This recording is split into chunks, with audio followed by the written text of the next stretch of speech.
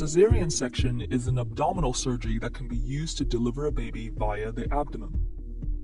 Sometimes it may be necessary to perform this procedure due to complications during a pregnancy or labor, but mothers may also choose to have a planned cesarean section known as an elective surgery. It is important to consider the implications having a cesarean section can have on future pregnancies before choosing to have this operation. When the patient arrives in the theater, the surgeon will feel the patient's abdomen to help determine the position of the baby. They will also listen to the fetal heartbeat. Usually, the patient will be awake and a regional anesthesia will be used. This form of anesthesia will numb the patient from the waist down. However, they will still be able to feel some tugging and pulling during the operation.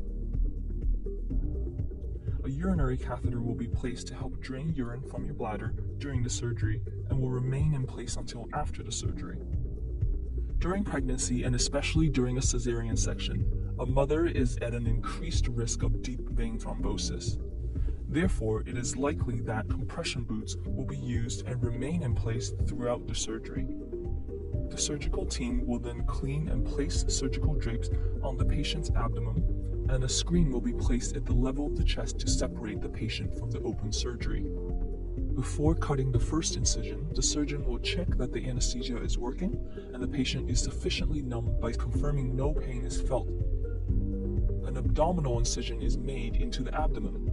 Usually this incision is made along the bikini line to help hide the scar.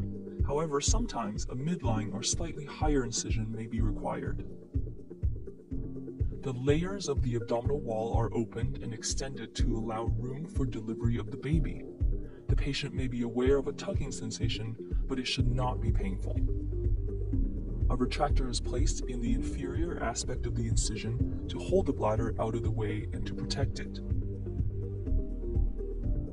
The surgeon will then cut an incision into the lower segment of the uterus. The amniotic sac is then opened and the surgeon will now be able to deliver the baby.